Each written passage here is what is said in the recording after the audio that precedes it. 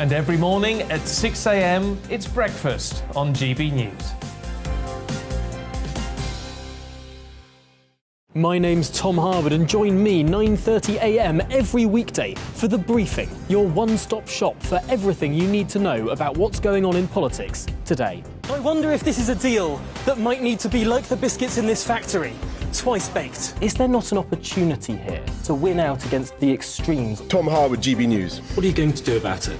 Things should have been done differently, and they certainly are being done differently. Don't miss it. The Briefing with me, Tom Harwood, 9:30 Monday to Friday on GB News.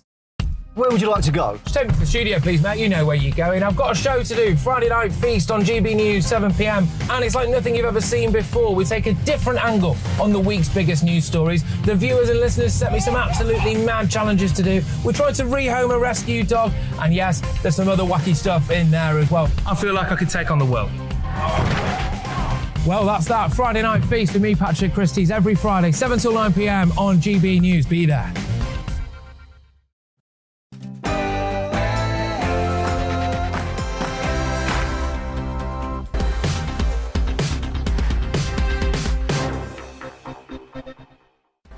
Hi there, welcome to Brazier. Some fast-paced news from 4 until 6. In the next hour, well, in the past few moments indeed, Liz Truss has announced plans to really revolutionise family taxation. Pretty dull stuff, but actually really quite important. Removing the so-called couple penalty that some say has led to an epidemic of single parenthood in Britain. Details coming up.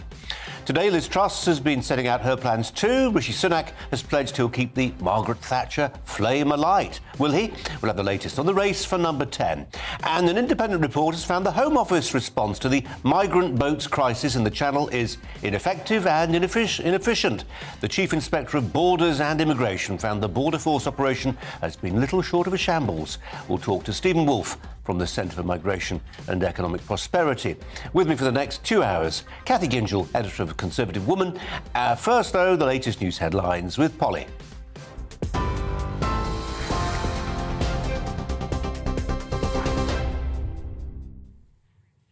Colin, thank you. The latest headlines on GB News this hour. Liz Truss and Rishi Sunak have begun their head-to-head battle to become the next Prime Minister and leader of the Conservative Party. The former Chancellor and the current Foreign Secretary are the final two contenders after Penny Mordaunt was eliminated yesterday. More than 160,000 Conservative Party members will now decide who should take over from Boris Johnson. Ms Truss told GB News she'll correct past mistakes. Need to cut taxes. We shouldn't have raised national insurance in the first place. We need to cut it now. We need a moratorium on the green energy levy to cut people's fuel bills. And we need to power recovery. Well, Boris Johnson could face a by-election to remain as an MP. If an inquiry rules he lied to Parliament over the Partygate scandal. Commons Speaker Sir Lindsay Hoyle has confirmed that if he's suspended from the Commons for more than 10 days, he could face a recall petition. Boris Johnson would be able to stand in any resulting by-election. International news, and the US President Joe Biden has tested positive for COVID-19. The White House says he's been experiencing mild symptoms. The president, who's 79 years old, will work in isolation until he tests negative. The Home Office's handling of the Channel's small boat crisis has been deemed ineffectual by a watchdog. The independent Chief Inspector of Borders and Immigration has called for a more strategic response to migrant crossings. David Neal wrote in his report the Home Office response exposed gaps in security procedures, leaving vulnerable migrants at risk. The BBC has agreed to pay substantial damages to the former nanny of Princes William and Harry. It's over false and malicious allegations about her, which were used to obtain Martin Bashir's 1995 Panorama interview with Princess Diana. Tiggy Legg-Burke, as she was known, also received a public apology from the BBC at the High Court in London. Her solicitor said the allegations had caused serious personal consequences for all concerned. Businesses will soon be able to use agency workers to fill staffing gaps caused by strike action. It follows government efforts to repeal trade union laws which restricted the action employers could take. Recent weeks have seen a series of strikes amongst multiple sectors. Business Secretary Kwasi Kwarteng said it was good news for our society and for our economy. Major cultural change is needed to reduce the number of drug-related deaths in Scotland. That's according to a new report which took 3 years to complete. The report, issued by the Drugs Death Task Force, urges authorities to move their approach away from punishment and towards care. It also says a UK-wide change in the law is needed to allow safe consumption rooms and reduce fatalities. In 2020, there were more than 1,300 drug-related deaths in Scotland. That's higher than any other European country. Angela Constance, SNP Minister for Drug Policy, says we have to follow the evidence. This is where we need to be bold and brave and follow the evidence. And the evidence internationally and from around the world shows that while safe drug consumption rooms are not a silver bullet, because nothing is, but they do help to save lives. So we know what works, we just need to get on and do it. And that's about that whole system of care and support for people that are most marginalised and excluded in our society.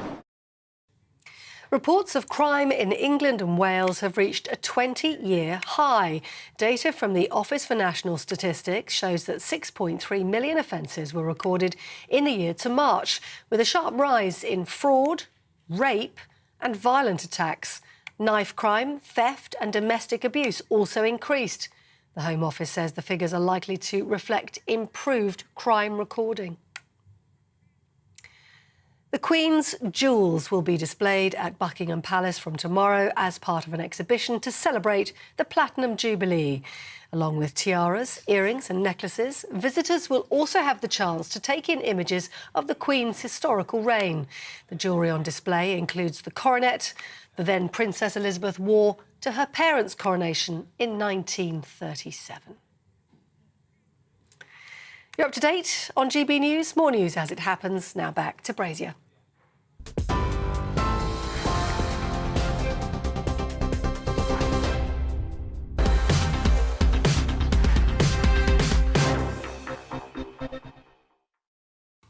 Now, in the past few moments, Liz Truss, she who wants to be Prime Minister, has announced plans to revolutionise family taxation. I think that's probably a fair description of what she's talking about, removing the so-called couple penalty that some say has led to an epidemic of single parenthood in Britain. Overall, today, Rishi Sunak and Liz Truss attended their first hustings as they pitched policy ideas to Conservative Party members who will vote to choose Boris Johnson's successor. Writing in the Daily Telegraph this morning, the former Chancellor said he would introduce a set of reforms as radical as the ones Margaret Thatcher drove through in the 1980s, but warned that any tax cuts would fuel inflation. Speaking to GB News' breakfast show this morning, the current Foreign Secretary, Prime Ministerial wannabe Liz Truss, set out her position. 2 years to deliver for people. We can't continue with having the highest tax rates for 70 years. We've got to cut taxes, we've got to get the economy going, and we've got to really hit the ground running in September. The party's roughly 160,000 members will vote online or by post if they so choose, a final result to be announced on the 5th of September. Let's turn to our political editor, Darren McCaffrey, who joins me in the studio. Darren, what I propose to do is, because Cathy Gingell's alongside you, has got lots to say on family taxation, social engineering, all that sort of stuff. So we'll leave that for her, that announcement at 4 o'clock, which I think is really important. Could you just give us a roundup of where we are with the politicking today? I mean, I'll just briefly mention what Liz Truss has just said in the last couple of minutes in relation to that. She talks about how working families are the bedrock of a stable society and that one of her priorities as Prime Minister would be easing the tax burden on families. And that also means making sure that there's a fairer system, that people are not penalised either for being part of a family or also for taking out time to care for children and elderly relatives. And this idea that she wants to essentially also look out for what she calls the kind of behind-the-scenes caring, in which people obviously look after loved ones, relatives for free, frankly. I'm glad you said that, because it saves the state billions, doesn't it? Well, it's estimated up to £1 trillion. And, I look at my own family, and we cared for our grandmother for a very long period of time, and true of millions of families up and down the country. So she has started off today very much talking about that and the economy, and we heard her on the TV and radio this morning setting out this idea about trying to ease taxes and cut taxes essentially from day one, not least of all reversing that national insurance rise, which only came in April. Clearly, this is the big divide in the Conservative leadership race. Rishi Sunak saying, frankly, he argues, fairy tale politics, that would help fuel inflation, which is the number one priority to try and bring down inflation. It has to be said, Liz Truss is slightly struggling with the concept of trying to get, or getting lots of economists to agree with her. But she says this is the way forward to try and boost economic growth. In saying that, essentially, we've also ended up in a position with the two leading candidates, to some degree, dumping on the government's record, a record, of course, that they've been part of for the last 2.5 years. Cathy Ginchel, I think this is a really big deal. Yes. And this, just to explain to people, at the moment, and very unusually internationally, the taxman looks at tax on an individual basis. They look at what I earn. They don't look at me as part of a household. Now, you go to America, or when I used to live in Belgium, for instance, the Belgian taxman looked at my family and said, we're going to tax you as a family. And that meant that I was able to transfer my tax-free allowance, or rather I could steal my late wife's and pay a lot less tax. And it was the state recognising that we were doing a good job in staying together and creating a stable environment for children to grow up. I hear howls from single-parent campaign groups saying you don't need to be in a couple to bring up a family. The data suggests across the piece, generally speaking, it's jolly helpful. It all depends, doesn't it? She's reviewing this. It all depends whether it's up to the full 12,500, the transferable tax allowance. Well, anything is... Hello, Colin. And to be Cathy. honest with the subject, this is something that a lot of social conservatives, as a social conservative solution to the type of problems we have today, we've been pushing for a long time. It's barely been on the agenda since about 2016-17. Cameron resiled on it. I think he gave £1,000 towards a transferable tax allowance. I'm not sure what happened to it. The bottom line is the recognition that the family counts, and ideally the recognition that the married family counts, that nearly every other OECD country does. So we're alone in penalising couple families in Britain, really out of all those countries. They've had a rotten time. Their tax threshold hasn't risen. Every time the single allowance goes up, the single earner couple with children suffers. They're caught in marginal effective tax rate problems too. We have families trapped, and it's unfair and it's wrong, and it contributes to family breakdown. It contributes to people never getting married in the first place.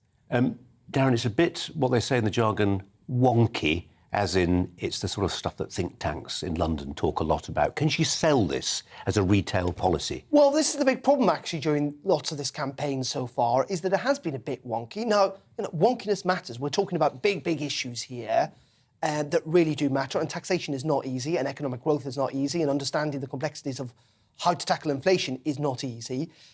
But frankly, at this moment in time, what people do need, whether it is potentially a better tax break for married couples, or whether it is simply more money to try and help them deal with increasing fuel bills that we'll see go up even more this autumn, I think, yes, ultimately, the both candidates are going to have to start speaking in terms and language that is far more understandable to kind of average person on the street. Because at the moment, there is a sense that this debate is taking place above not just the ordinary person on the street, above us all, that this debate is taking place in a place that we're not involved in.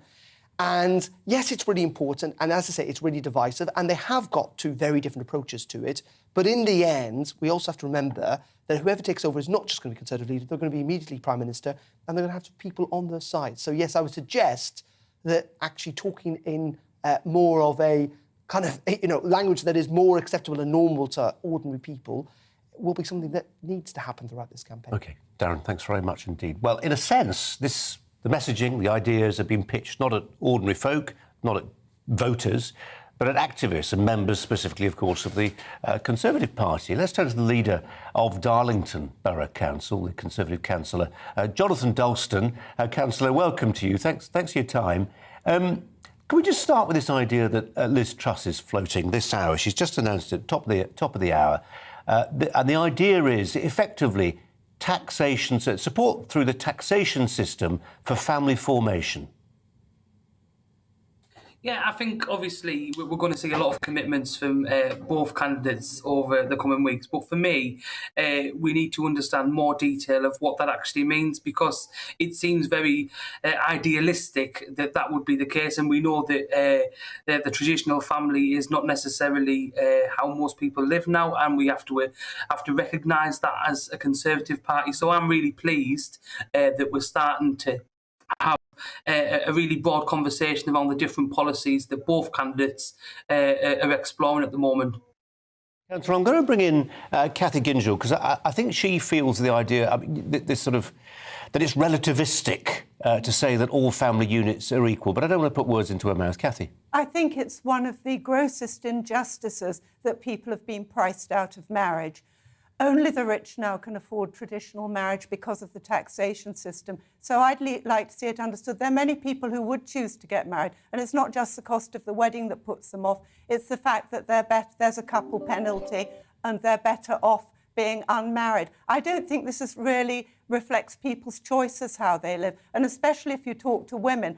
Most girls' and women's aspirations is to be married. So I think, it's the tail wagging the head of the donkey, or whatever the expression is.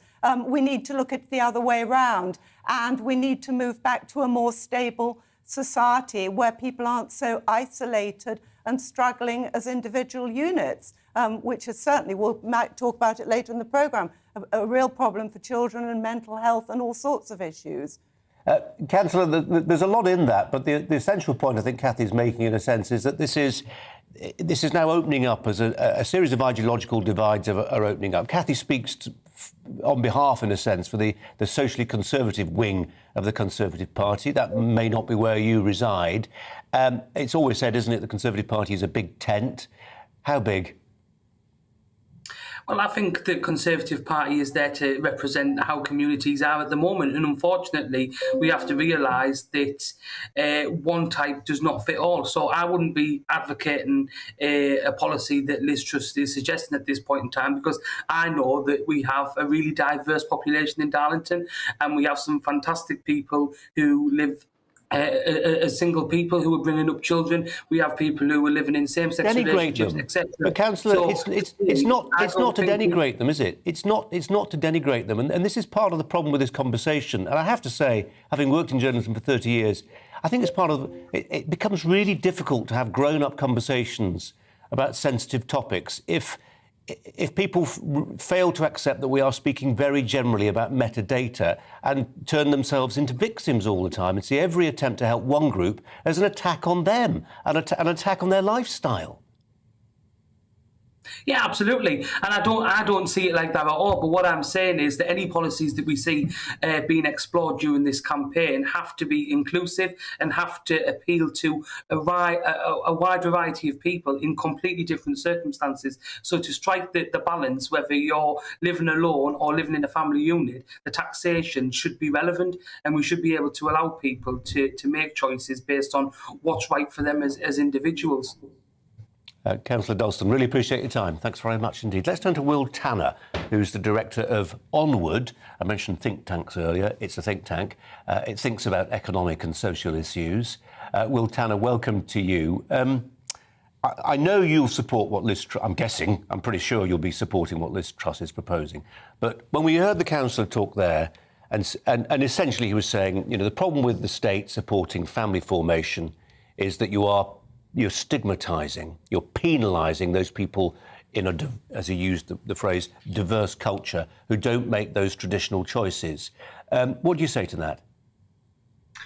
Well, I do support what Liz Truss is proposing today. I think the UK is one of the few countries in the developed world that doesn't recognise households or couples within the tax system, and therefore you do have a tax penalty for those who choose for one partner to stay at home, for example, to look after children or people with caring needs. But I would say, in response to the councillor's remarks, that this should be a tax break that extends beyond married couples to those couples who cohabit. We have proposed not just the two things that Liz Truss has proposed today, an extension of the the marriage tax allowance and greater support for families within the tax system, but also extending that allowance to cohabiting couples, precisely for the reason that the councillor outlines, that there are different for how types of long? households. I mean, okay, define cohabiting, because we know that you can game that, can't you? Well, we know when two people who are in a relationship are living together. That's not particularly difficult for the state to ascertain. And the tax system should absolutely be able to identify those people and give them tax subsidies accordingly. I mean, I think we need to recognise that the number of couples in marriage has fallen from 71% of couples married to 51% over the last 30 or so years. Only around half of cohabiting couples are now married, so therefore the tax system should take account of that. And I think we should also recognise that there are benefits to having cohabiting couples. I mean, cohabiting couples are obviously a prerequisite or predates marriage for a lot of couples. That's the kind of first step towards marriage, and therefore we want to encourage it, even if you want marriage to be the final step. And sometimes it can be a revolving door of partners without the stability that children crave and need. The figures I heard were worse than yours, Will. I heard we were down from sort of 70 to about 30% now. But there will be people listening to what you're saying was thinking that's a counsel of despair. Just because the number of people getting married is falling, it might be because we've made it so ruddy difficult to stay married. So I think we should be encouraging marriage. I'm not arguing against that, but I'm just recognising that there are plenty of families for whom one partner wants to stay at home and look after kids or look after a relative who has caring needs, and the tax system should not penalise them, just as they should not penalise married couples in the same situation. If we're talking about fairness, if we're talking about not penalising people through the tax system, we should recognise that it isn't only married couples who have that penalty. It's also cohabiting parents who want to spend time caring for their children or for a relative with disability or caring needs. So I think if this is about fairness, as we rightly say, then we shouldn't be overly fixated on marriage. We should be caring about the outcomes that we're trying to create. Yeah. My point is just about defining and the qualification. When you are married, it's a very public and legal statement that we are together, as opposed to actually we're briefly sharing an address for tax purposes. That's the point I make. Will Tanner, thanks so much for your time. Really appreciate it. Kathy Gingell's alongside me. Go on. Well, I rather agree with you. We've seen how single parent allowances are gamed. And we know that they're claimed sometimes when it isn't a single parent. So there's no reason why it shouldn't be done the other way around. The point I want to come back to is we've social engineered the situation we have. For anyone to think that changing family taxation is to introduce some pro-marriage social engineering. No, if you look back to going back to the point of independent taxation when a transferable tax was promised but never got brought in, we have the government, the state, has gamed the system in favour of either single parents or non-married couple and made marriage increasingly more expensive. It's now the prerogative of the rich. And if anyone thinks that that is just, that only the rich can afford to get married and ordinary people, not even, we're not just talking about the people at the bottom of the economic pile, we're talking about quite a high way up it. If you're saying they're being penalised and they're better off not being married, bringing up children, there is something very wrong with the tax system and it needs addressing. And I hope Liz Truss is brave and bold enough to do it. OK. Kathy, thanks very much indeed. Coming up, new independent report suggesting the response of the Home Office to the small boats crisis in the Channel has been ineffective and inefficient. It's a shambles. We'll talk to Stephen Wolfe next.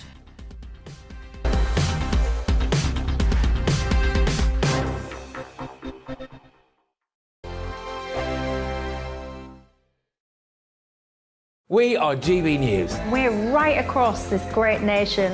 On TV. On radio. On digital. Absolutely everywhere. We don't talk down to you. We embrace all voices with honest and civilised conversation. We are not part of the establishment. We're one of you. And we're only getting started. Join us on GB News, the People's Channel, Britain's news channel.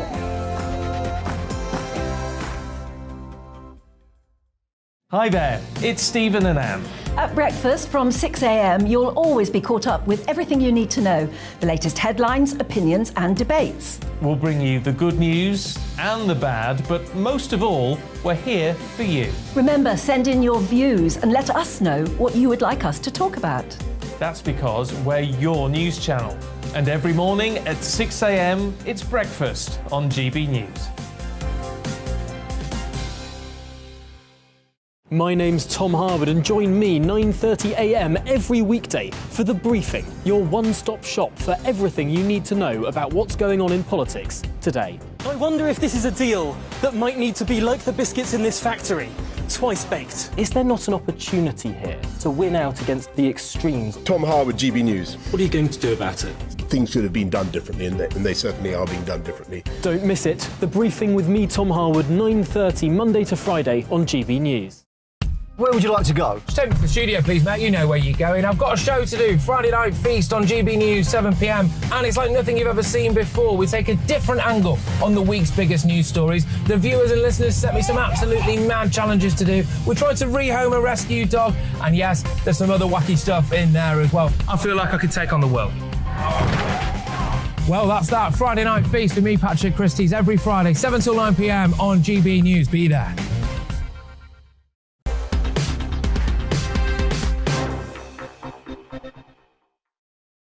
25 minutes past 4.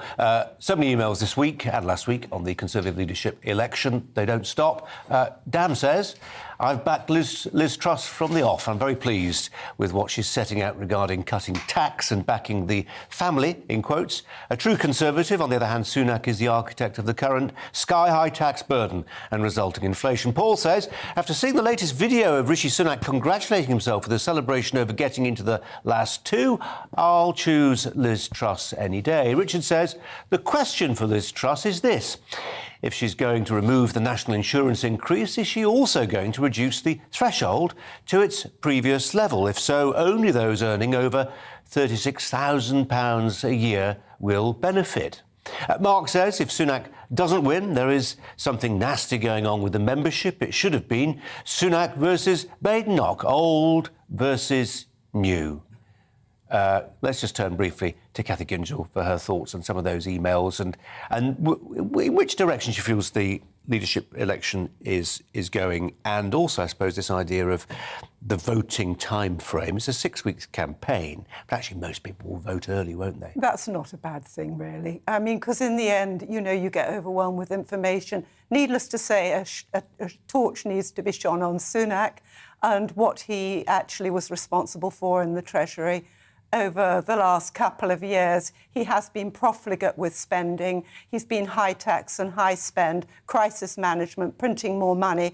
And I think to find that the last two, for me, were Sunak and Truss, it was a relief to see Truss there, not Mordaunt. A huge relief. Very sorry about Badenoch, you know, but they'll give her a good cabinet job. They have to, whichever one gets in.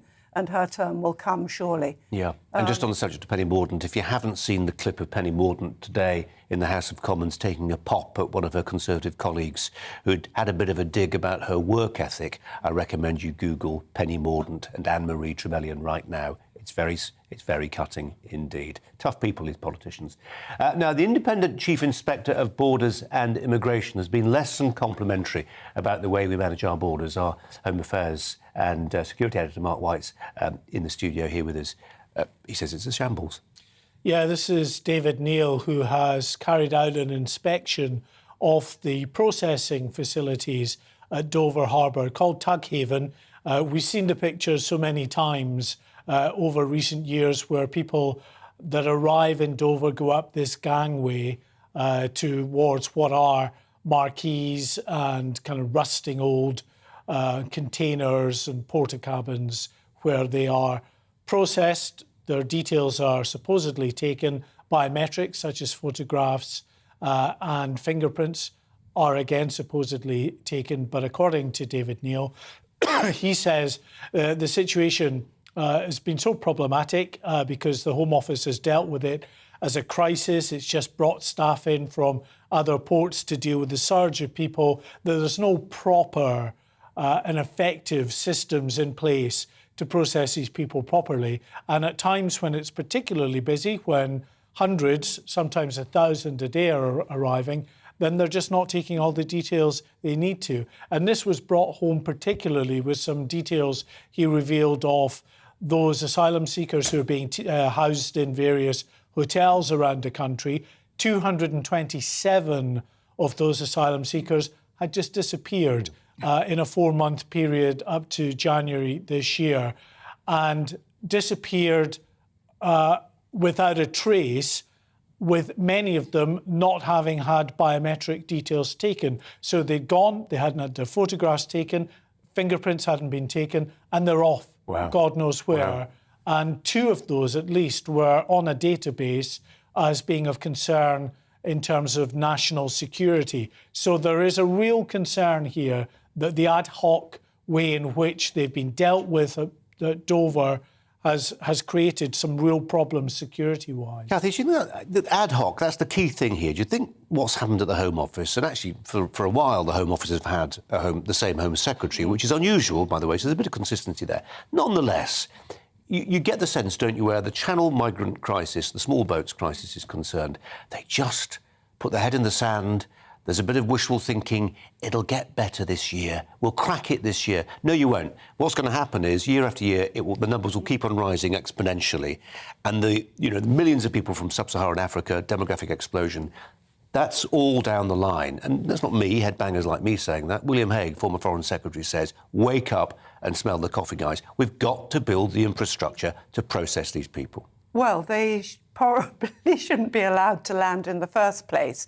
I mean, your problem comes with the border force being the problem, not the solution, in ferrying them in. Once they ferry them in, that was bound to escalate. The second problem is the will in the border force to do otherwise. And then behind that is a Home Office, which one worries may not even just be hopeful, as you say, that this problem will sort itself out, but actually have an open borders philosophy, and that it isn't full of quite left-wing ideological civil servants that Priti Patel has failed, sadly, to get a grip on, though I'm sure she's tried. So you've got a big problem with the border force and a big problem with the Home Office, with attitudes and values, I suspect. Mark, I don't want to put you on this. Well, I do want to put you on the spot. Priti Patel will probably be out, won't she? It seems unlikely to me and to others that she'll stay on as Home Secretary. It's too juicy a plum for whoever wins the election not to give it to somebody else. I think you're right. I think there's been one too many crises surrounding the Home Office in the last year or so. And as far as the small boat crisis in particular is concerned, it's something that really resonates with Conservative voters. It is probably their number one issue, next to the issues around the cost of living at the moment, that they are very concerned about. And Priti Patel, she has certainly tried. What more could she possibly have done? Honestly, what more could she possibly have done? She initially, of course, put more money to the French, £50 million, in the hope that they would actually get a grip on their side of the channel and police those beaches in a more proactive way than they're doing, and stopping these boats launching in the first place. That money wasn't enough. Then she came up with perhaps an ill-thought-out policy of the turn-back system, where they were going to use jet skis to try and push these vessels back on shore again. Then, of course, she listened to wiser heads who said, you do that, you may end up capsizing these vessels and people drowning. And now, of course, you've got Rwanda, which is mired in legal shenanigans already. So, she's in the midst of this. She's tried to do her best, I think. Yeah. Her heart is in the right place. She's popular on the Conservative right. But I think with the civil servants who accuse her of bullying when she tries to get them to do what she wants them to do, and she's elected and they're not. I think for a new Prime Minister as well, knowing this is a key issue, it's probably going to be too tempting just to get a fresh broom in and hope that might be at least seen as them doing something more proactively. Mark, for now, thanks very much indeed. We'll reflect on that story and Liz Truss's announcement on family taxation. It's dull but terribly important. I've got an angle for you. First, the latest news headlines with Polly.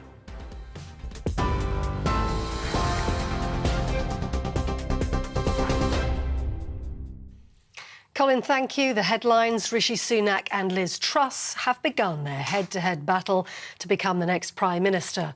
The former Chancellor and the Foreign Secretary are the final two contenders after Penny Mordaunt was eliminated yesterday.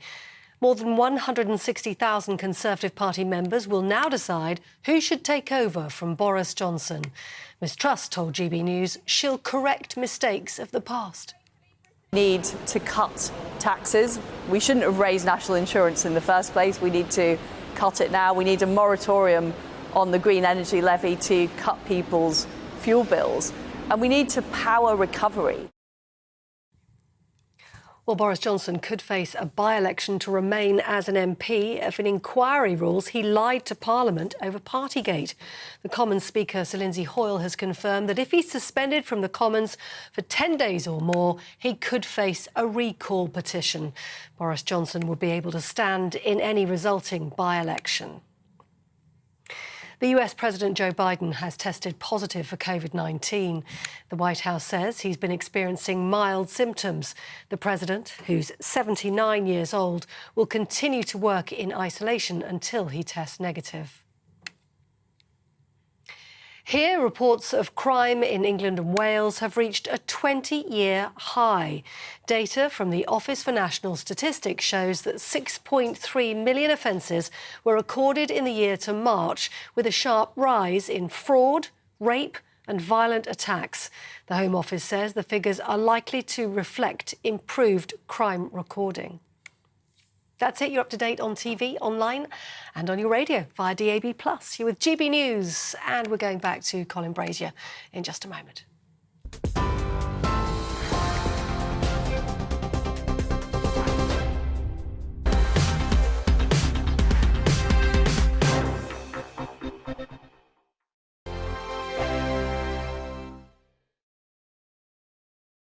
We are GB News. We're right across this great nation. On TV. On radio. On digital. Absolutely everywhere. We don't talk down to you. We embrace all voices with honest and civilised conversation. We are not part of the establishment. We're one of you. And we're only getting started. Join us on GB News, The People's Channel. Britain's news channel.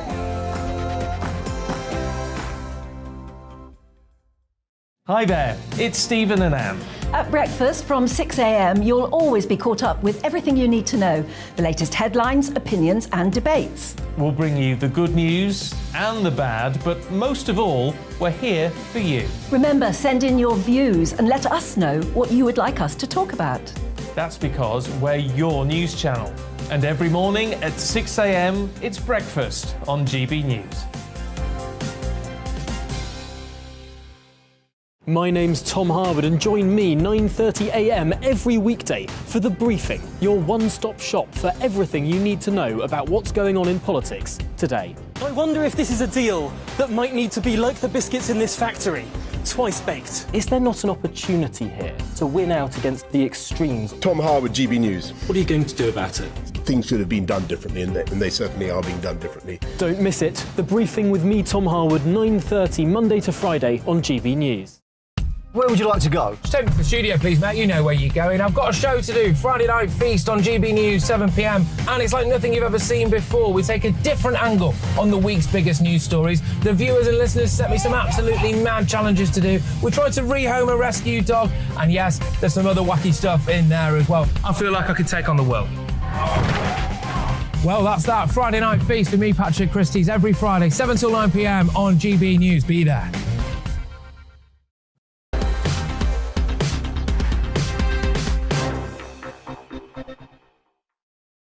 Well, the race to become the next Prime Minister just got interesting. Just as this show came on air at 4 o'clock, Liz Truss issued a statement. It was about tax reform. No, please don't switch off. Behind the accountancy speak sits an idea as radical as any we've seen, potentially, in recent years. If her proposal becomes more than just a plan, if she becomes the next Tory leader and the Truss plan is implemented, then the impact will be felt really by all of us, the change that profound, even revolutionary. So what then is this plan? It's a bit technical, but bear with.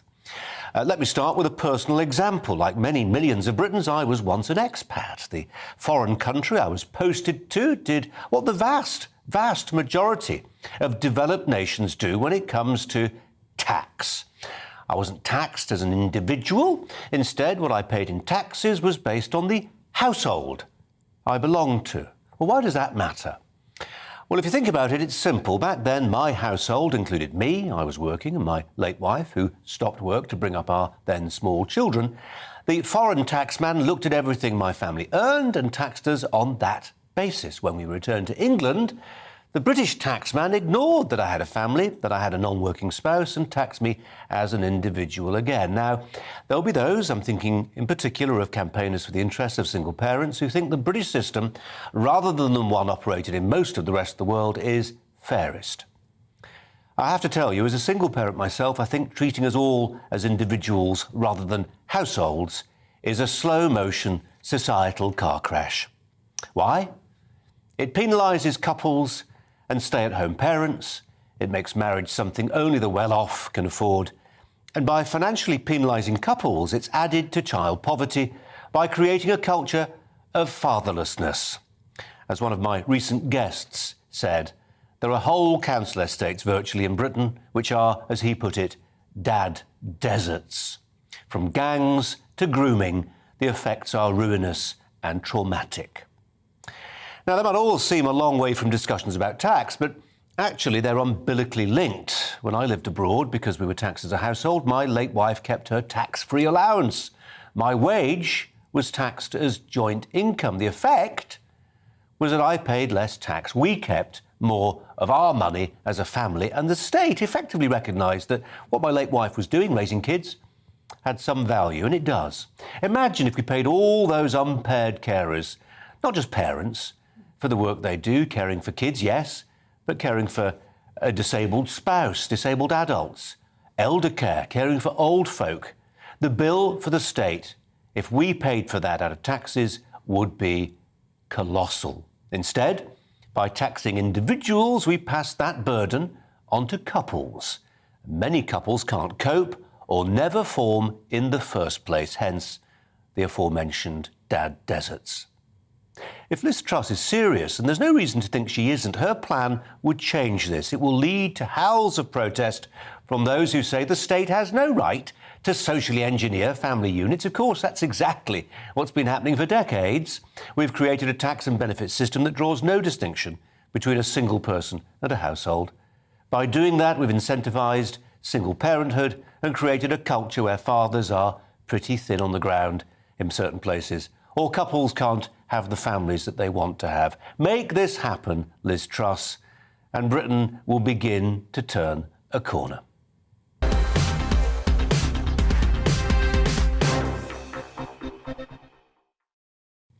Cathy Gingell is the editor, was the editor, still the editor of Conservative Woman? I am the editor of the Conservative Woman. Well, I endorse that wholeheartedly. And I also endorse your view that to make this work, it can't be just a token gesture. It needs to be the whole transferable, the whole allowance that you would earn, that you should be earning by virtue of being a full-time carer of your children. Other people, if you outsource your kids, somebody else gets paid to care for those. You don't get paid, at least have the benefit of the tax allowance. Or indeed, if you're looking after an elderly parent and you therefore can't go out to work, you are replacing that very expensive carer, which they're short of in the state. So, yes, you should get the benefit of the tax allowance. It's only justice. It's basic justice. Let's just clothe this in sort of example and detail. Imagine we're a couple, we're a young couple, you're a taxi driver and I'm a stay-at-home dad. Or you're a tanker driver. You're earning the average British salary, £31,000 a year. Because I'm staying at home raising the kids and we're suddenly taxed as a household rather than individuals, you get my full tax allowance. So your tax bill effectively reduces by up to £12,500. Yes. So your income, your household income, then doesn't double, but say you're a low-paid worker under the average wage and you may only be earning sort of $20,000 a year.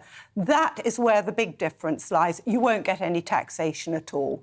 And then it makes it feasible for you to decide, as a young 31-year-old man or woman, in a couple for one person to stay at home and have a baby. At the moment, young couples who are on low salaries, and that's plenty of middle-class kids, as well as working-class kids, as well as underclass kids, simply cannot afford to get married and have a child. It's impossible. And we've got a declining birth rate, and then where people do have children, they're totally dependent on state handouts, which, as we know, is not a perfect way for children to grow up or families to be. Cathy, more of this, I think, to come. Thanks very much indeed. Let's move to a different topic. Our debate this hour, the Conservative leadership contest has seen candidates jostle to present themselves as the successor to their party's longest-serving Prime Minister of the last century, Margaret Thatcher, the country's first female Prime Minister, long-time favourite of some Tory members, not all. Rishi Sunak today wrote in The Telegraph that as leader he would be her ideological heir. Liz Truss has also been said to be imitating Lady Thatcher. You may have seen the picture of her, I was going to say famously, maybe infamously, in the tank. Remember the one of her in the tank? The two of them. And even this, down to the smallest details, sporting the same, I'm told it's a pussycat bow. I wouldn't recognise. Would you recognise it as a pussycat bow, I would Cathy? recognise it. I'm glad you do. We did pick up on that, I think, probably in a tweet or something like that. And why not imitate Mrs Thatcher in her dress? Mrs Thatcher had a great uniform. She looked great. Including the pussycat bow. Including the pussycat bow. bow. I've never heard of that. Let's move on. Should Tory leadership candidates be channeling their inner Thatcher? We're joined by Nigel Nelson, political editor of the Sunday Mirror and the Sunday People, and Niall Gardner, who's the director of the Margaret Thatcher Centre for Freedom, based in Washington, D.C. Niall, we'll start with you. I mean, in a sense, it's part of your job to curate the memory of the late, great Prime Minister Margaret Thatcher, and she's as popular in certain circles in America and as she is here. But what about future prime ministerial hopefuls emulating her or holding her up as a model? Well, Colin, it's great to be here on the show. Thanks very much for having me on the show today. As you point out, Margaret Thatcher, the memory of Margaret Thatcher, her policies, her life, looms large, actually, in the Conservative leadership race. I mean, I think that's a very good thing, that you are seeing Conservative candidates who are aspiring, of course, to emulate, I think, the leadership of Margaret Thatcher. There is a big difference, though, I think, between, Rishi Sunak and Liz Truss in terms of Thatcherite, views and principles and so on. And I read Rishi's a piece in the Telegraph today about him being the heir to Thatcher. I would say, actually, that with regard to Rishi Sunak, he's on very shaky ground because a lot of his, policies as Chancellor, I think, were anti-Thatcherite. Rishi Sunak certainly has a track record of being a high tax, big spending, a politician. That's the antithesis, I think, of Thatcherism. And so I think for Rishi to claim to be, the heir to Thatcher, I think that's a high-risk strategy that's going to certainly backfire on him. Certainly with regard to Liz Truss, she is somebody who clearly does have, I think, Thatcherite instincts. You mentioned her latest, tax proposals. Those are very Thatcherite, actually. So I do think that, Liz Truss actually has a far stronger claim to be representing Thatcherism than Rishi Sunak. Nigel Nelson, we need to remember, don't we, that this is an election just involving Conservative activists, because in the population at large, the words Margaret Thatcher can, depending on your political affiliations, even which part of the country you're in, have toxic associations. It's also interesting to note that, where Niall is in Washington, Ronald Reagan, who at one time was, a real Marmite character, is now quite fondly remembered. That's not happened in the same way in the UK. No, I think that's absolutely true. And I'd be interested to know how Margaret Thatcher would go down in red wall seats that turned blue at the last election. I can understand why the two candidates want to do it, although Liz Truss was sort of distancing herself from it this morning.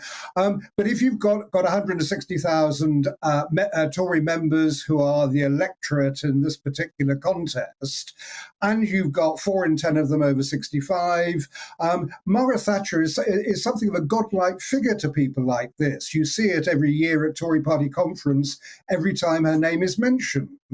But when Niall is talking about Liz Truss perhaps being more of an heir to Thatcher than Rishi Sunak, I'm not quite sure how Margaret Thatcher would have reacted to the idea of borrowing to pay off COVID debt over a long period of time. That doesn't sound like a very sort of Thatcherite type of policy. And I'm sure that we must have moved on in the intervening years. Nigel, let me just put that to Niall, because that is a key point, isn't it? And we saw Rishi Sunak in one of the televised debates saying, very pithily, if the Conservative Party stands for anything, it stands for sound money. Yeah, no, I think this charge of borrowing money to pay for tax cuts and so on. I think that's a charge without any real grounding in reality. Actually, I think Liz Truss has disputed that very categorically. I think the solution for the UK certainly is cutting taxes, encourage economic growth, encourage economic freedom and liberty, and I think Rishi Sunak's approach certainly has been the opposite of that. Thatcherism is really about actually taking power out of the hands of big government. Rishi Sunak has been very much a big government politician, and I think that Liz Truss's instincts are far more Thatcherite, certainly on these economic matters. And I would argue actually that Margaret Thatcher's track record as Prime Minister was incredibly successful. I mean, she won 3 general elections. She is hugely popular among Conservative Party members and supporters. So it's only natural, of course, that Conservative candidates are going to, I think, aspire to try to be like Margaret. Nigel Nelson, there's always that thing, what would Thatcher have done? Of course, it's impossible to know. I mean, but we can say with some conviction she'd have been appalled. She would have been appalled, surely, at the idea of the biggest tax take in 70 years. We have moved on an awful lot in the intervening years. I mean, no one seriously, for instance, would say that mass unemployment should be used nowadays as a weapon against inflation, or that young city slickers should be encouraged to let rip, as happened during the Thatcher years, or indeed the monetarist policies that she used then, that they were credited at the time with bringing inflation down.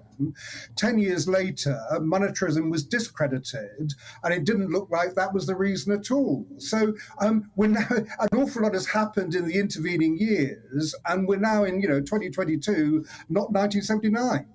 Nigel Nelson, Niall Gardner, thanks both very much indeed. Cathy Gingell alongside me. Nigel Nelson's point there, I think an inflammatory one, that Margaret Thatcher saw unemployment as a weapon against inflation. Oof. Well, I don't really see it like that. We have got such hidden unemployment now. I think that would worry her. The number of people who are actually claiming benefits who are not economic, I don't know what the term is, probably disabled, whatever. We have significant numbers. I think, is it 2.5 million? People who are... It went up sharply during lockdown. It went up during lockdown. But coming back to the point, what Margaret Thatcher would have hated was such a huge expansion of the public sector, which is now running towards 50% of our GDP. Well, that is strangling the private sector. And that's what Sunak has been the minister most primarily responsible for, along with Boris Johnson. I mean, again, Liz Truss was in that government. She didn't resign. But now at least her instinct is right. Yes, you have to cut taxes for growth. And what neither of them are saying is you're going to need to cut 58 to 70 billion pounds out of general public sector spending and waste. And they're going to have to tell each department, cut 1 to 2% out of your budget. Are they going to say that? Can you just give me a very short answer? Pictures of Rishi Sunak there. Do you think he should have been less generous with things like furlough? Well, he couldn't ever say no. I mean, there were moments when it looked like he might have argued with Johnson on extending furlough, but he failed to. So he's quite weak in that respect. He could have resigned then if he really believes what he is saying now. My question is, why didn't you resign then? OK, Cathy, thanks very much indeed. Coming up, it's our occasional feature, 5 to 5. 5 stories you might want to know about before 5 o'clock. First, though, the weather. Hello, Alex Deacon here with your latest weather updates. Not a huge amount of sunshine today, quite a lot of cloud around. Most places dry, but there will be more showers to come tomorrow. It's not completely dry today, although high pressure is dominating things. These weather fronts are gathering out in the Atlantic, and they will change our weather patterns into the weekend. But as I said, for now, it's high pressure. 1 or 2 scattered showers over northwest England, southwest Scotland and northeast Scotland. But for most places, dry for much of the night. Increasingly, though, the cloud thickening across parts of southern England, turning a bit damp and drizzly here. Some of that light rain extending into South Wales and the Midlands by morning time. Quite a warm night across the south. Obviously, not the oppressive warmth of earlier in the week, but still 16, 17 degrees. Cooler conditions, more comfortable conditions across Scotland and Northern Ireland. Quite a lot of cloud again to come tomorrow, but Northern Ireland should see some good spells of sunshine. Outbreaks of mostly light rain for the Midlands, initially pushing into Northern England, but then the potential for some heavy showers to break out across parts of southern England, the Midlands and South Wales. We have a Met Office yellow warning in place for thunderstorms. Hit and miss, not everywhere seeing them. But where they do occur, they could cause some disruption. Temperatures in the south maybe into the mid-teens, but for most, a fairly cool high teens, low 20s. Still, some of those scattered but intense thunderstorms possible into the evening before they start to fade. The showers elsewhere dying out as well, but notice there's more cloud and rain pushing in. That is going to mix things up. That's those weather fronts we saw earlier, bringing some wet weather to Northern Ireland, western parts of Scotland, and by the end of the day, maybe the west coast of Wales. For many central and eastern areas, though, Saturday still set fair, dry and fine with sunny spells and turning warmer, particularly across the east. Temperatures back into potentially the high 20s in places, and it could be warmer still on Sunday across the southeast, maybe up to 28 to 30 Celsius, but turning wetter with some strong winds further north and west.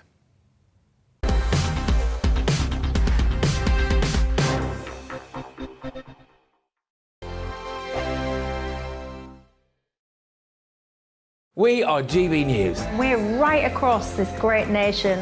On TV. On radio. On digital. Absolutely everywhere. We don't talk down to you. We embrace all voices with honest and civilised conversation. We are not part of the establishment. We're one of you. And we're only getting started. Join us on GB News, The People's Channel. Britain's news channel.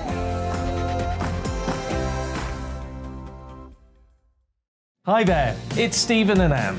At breakfast from 6 a.m, you'll always be caught up with everything you need to know, the latest headlines, opinions and debates. We'll bring you the good news and the bad, but most of all, we're here for you. Remember, send in your views and let us know what you would like us to talk about. That's because we're your news channel. And every morning at 6 a.m, it's breakfast on GB News.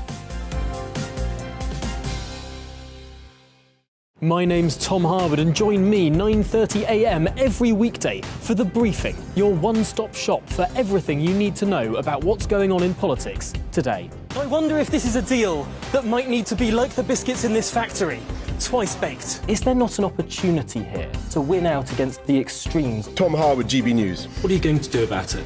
Things should have been done differently, and they certainly are being done differently. Don't miss it. The Briefing with me, Tom Harwood, 9:30 Monday to Friday on GB News. Where would you like to go? Just take me to the studio, please, mate. You know where you're going. I've got a show to do. Friday Night Feast on GB News, 7 p.m. And it's like nothing you've ever seen before. We take a different angle on the week's biggest news stories. The viewers and listeners set me some absolutely mad challenges to do. We tried to rehome a rescue dog. And yes, there's some other wacky stuff in there as well. I feel like I could take on the world. Well, that's that. Friday Night Feast with me, Patrick Christie's, every Friday, 7 till 9 p.m. on GB News. Be there.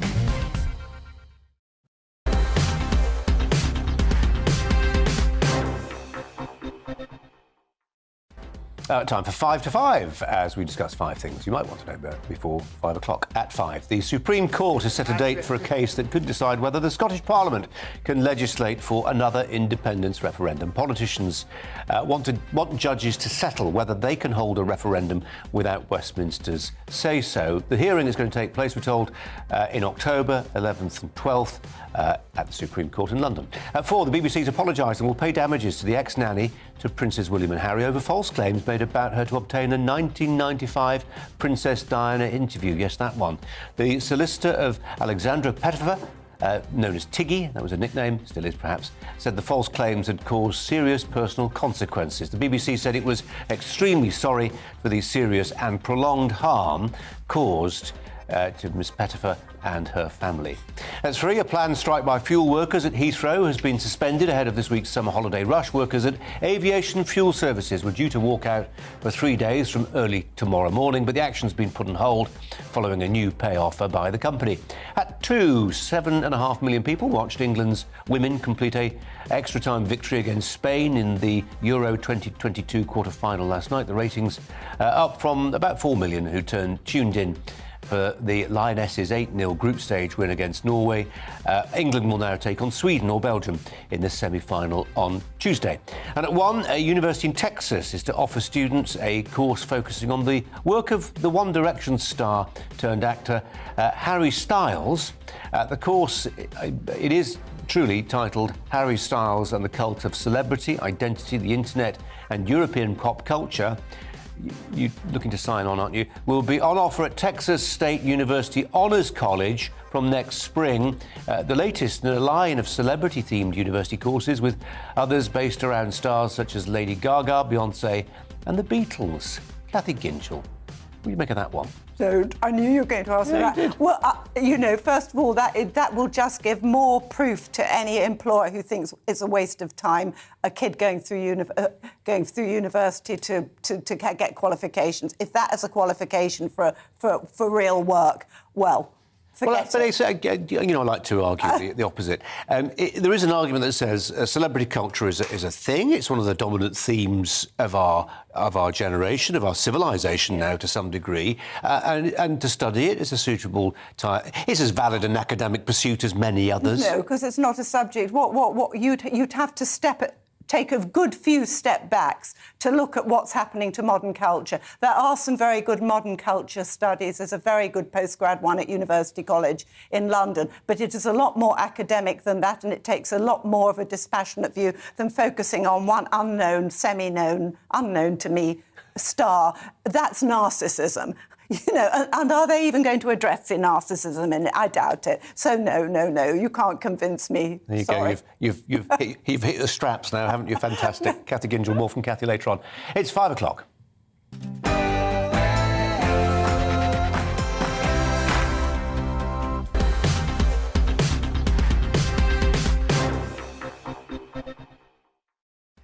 It's just on 5. Coming up this hour, Rishi Sunak and Liz Truss going hell for leather to become the next leader of the Conservatives and become Prime Minister too. Liz Truss has announced plans to, I think it's probably fair to say, revolutionise family taxation, removing the so-called couple penalty that some say has led to an epidemic of single parenthood in Britain. Rishi Sunak has pledged he'll keep the Margaret Thatcher flame alight.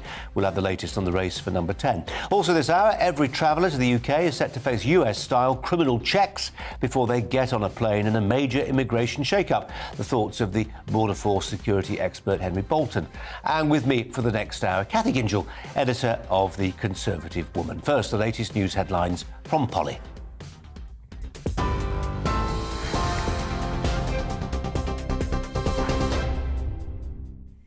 Colin, thank you. The top story on GB News, Rishi Sunak and Liz Truss have now begun their head-to-head battle to become the next Prime Minister and leader of the Conservative Party. The former Chancellor and the Foreign Secretary are the final two contenders after Penny Mordaunt was eliminated yesterday. More than 160,000 Conservative Party members will now decide who should take over from Boris Johnson. Ms Truss told GB News she'll correct mistakes from the past. Need to cut taxes. We shouldn't have raised national insurance in the first place. We need to cut it now. We need a moratorium on the green energy levy to cut people's fuel bills. And we need to power recovery. Well, Boris Johnson could face a by-election to remain as an MP if an inquiry rules he lied to Parliament over the Partygate scandal. The Commons Speaker, Sir Lindsay Hoyle, has confirmed that if he's suspended from the Commons for 10 days or more, he could face a recall petition. Boris Johnson would be able to stand in any resulting by-election. The US President Joe Biden has tested positive for COVID-19. The White House says he's been experiencing mild symptoms such as a fatigue and a dry cough. The president, who's 79 years old, will continue to work in isolation until he tests negative. Here, the Home Office's handling of the small boat crisis in the English Channel has been deemed ineffectual by a watchdog. The Independent Chief Inspector of Borders and Immigration has called for a more strategic response to migrant crossings. David Neal wrote in his report the Home Office response had exposed gaps in security procedures, leaving vulnerable migrants at risk. In other news today, the BBC has agreed to pay substantial damages to the former nanny of Princes William and Harry. That's over false and malicious allegations about her, which were used to obtain Martin Bashir's 1995 Panorama interview with Princess Diana. Tiggy Leg Burke also received a public apology from the BBC at the High Court in London. Her solicitor said the allegations had caused serious personal consequences for all concerned. Businesses will soon be able to use agency workers to fill staffing gaps caused by strike action. It follows government efforts to repeal trade union laws which previously restricted the action employers could take. Recent weeks have seen a series of strikes in multiple sectors. Business Secretary Kwasi Kwarteng said it was good news for society and good news for the economy. Major cultural change is needed to reduce the number of drug-related deaths in Scotland. That's according to a new study that's taken 3 years to complete. The report, issued by the Drugs Deaths Task Force, urges authorities to move their approach away from punishment and towards care. It also says a UK-wide change in law is needed to allow safe consumption rooms and therefore reduce fatalities. In 2020, there were more than 1,300 drug-related deaths in Scotland. That's a higher rate than in any other European country. Angela Constance, SNP Minister for Drug Policy, says it's important to follow the evidence. This is where we need to be bold and brave and follow the evidence. And the evidence internationally and from around the world shows that while safe drug consumption rooms are not a silver bullet, because nothing is, but they do help to save lives. So we know what works, we just need to get on and do it. And that's about that whole system of care and support for people that are most marginalised and excluded in our society. Meanwhile, reports of crime in England and Wales have reached a 20-year high. Data from the Office for National Statistics shows that 6.3 million offences were recorded in the year to March, with a sharp rise in fraud, rape and violent attacks.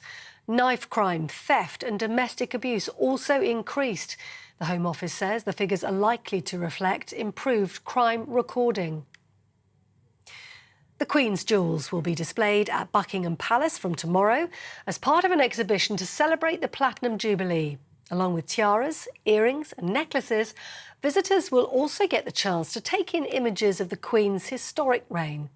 The jewellery on display includes the coronet the then Princess Elizabeth wore to her parents' coronation in 1937. That's it. You're up to date on GB News. More news as it happens. Now back to Brazier.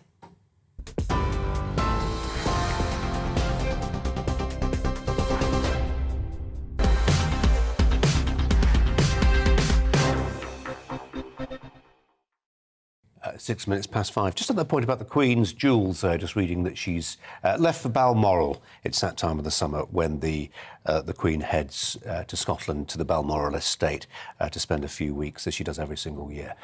Now, to the politics. The real campaign pretty much underway today for the remaining two hopefuls in the running to be the next leader of the Conservative Party and Prime Minister. In the last hour or so, Liz Truss announced plans to revolutionise family taxation, removing the so-called couple penalty that some say has led to an epidemic of single parenthood in Britain. Both Truss and her rival Rishi Sunak have attended their first hustings too, as they pitch their policy ideas to party members who will vote to choose Boris Johnson's successor.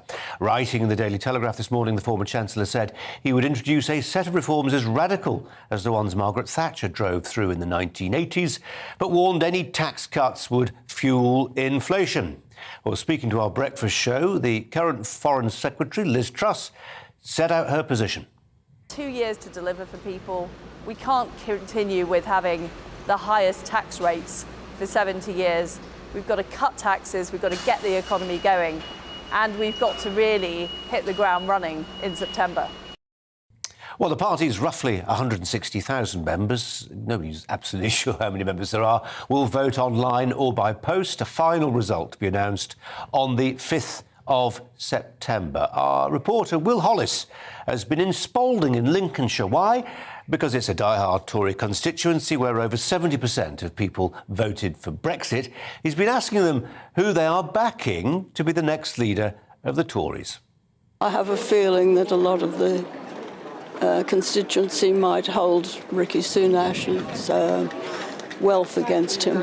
So I know Rishi Sunak. I don't know Liz Truss at all. I don't know much about her. But Rishi Sunak, he's a very clever man.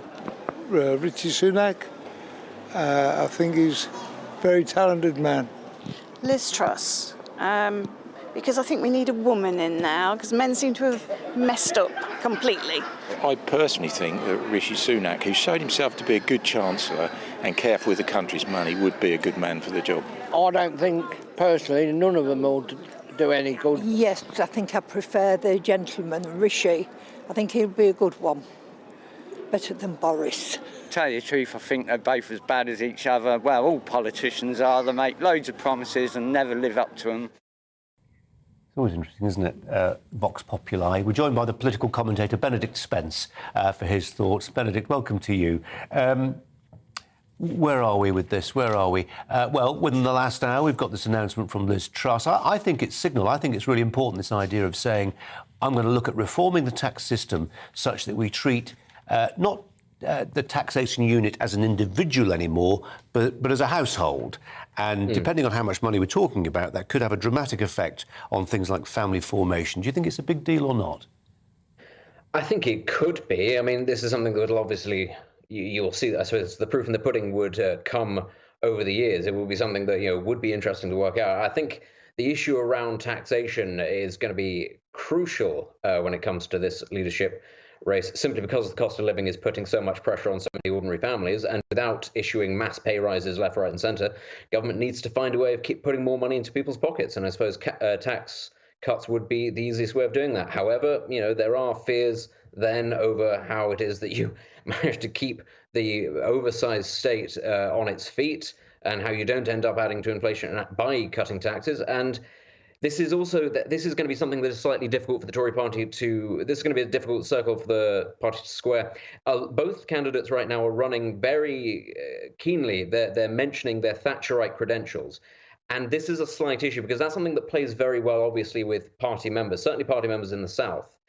But that's not actually, I think, the party's main sort of constituency anymore. Certainly, if you look at Boris Johnson's electoral victories, and even if you go back to David Cameron, you look to sort of the Midlands and the North, where the fabled Red Wall.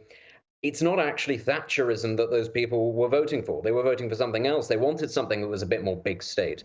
And I think the idea of sort of wrapping yourself in the idea of an ideology that was well suited for the country almost half a century ago is not necessarily something that's going to go down well in communities that are not necessarily particularly keen on Margaret Thatcher. And I think tax cuts slightly play into that. Yeah, it's really interesting. I was talking to Niall Gardner, who works for the biggest American think tank, and he works them in the capacity of effectively curating the memory of Margaret Thatcher, who's a very popular figure on that side of the Atlantic. And of course, she was around and influential at the same time as Ronald Reagan. And in America, Ronald Reagan, who was, dry but monetarist, tax cutter, he's held fondly by everybody pretty much now. There's not that thing that you have in the UK where Margaret Thatcher is still pretty Marmite, but divisive, and in parts of the country, amongst a certain cohort, remains almost uniquely reviled. It is a different proposition.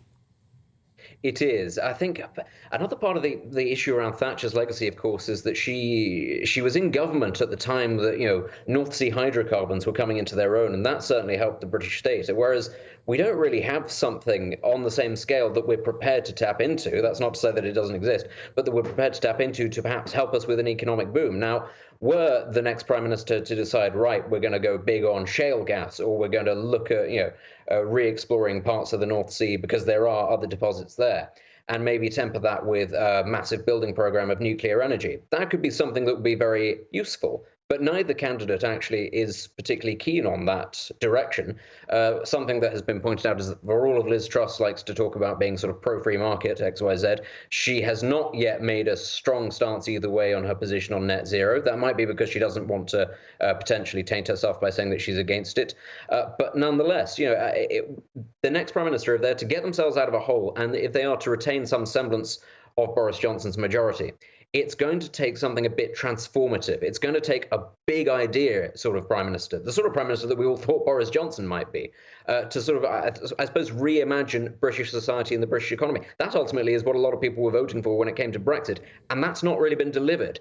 And they don't have a long time to do that. They don't have a lot of time to do that. And I fear that with these two personalities, you've got Rishi Sunak, who is a sort of a quite a big personality relatively, but a safety first kind of Tory, juxtaposed with Liz Truss, who is very big on cutting taxes, but appears to have very little personality, very little cut through. The fear is that neither of them will be able to do enough in the eyes of the electorate in 2 years, less than 2 years, to be able to get over the finish line at the next general election and keep the Tories in power. Benedict Spence, good to talk to you as ever. Thanks very much indeed for your time. Cathy Gingell, editor of Conservative Woman, is alongside me. Benedict takes a view, well, he's sceptical about whether either of them will be able to get the Tories over the line in 2 years' time. Is there a view that says, particularly if it's Liz Truss, she just goes hell for leather? She just prunes back the size of the state, tax cuts, tax cuts, tax cuts, and even if she loses the election, then she would have to watch Labour hike taxes. It's a huge cultural challenge, and the interesting point there he made, that it's not just members of the Conservative Parliamentary Party who've shifted so far to the left, as actually expressed in Penny Mordaunt and everything she stands for.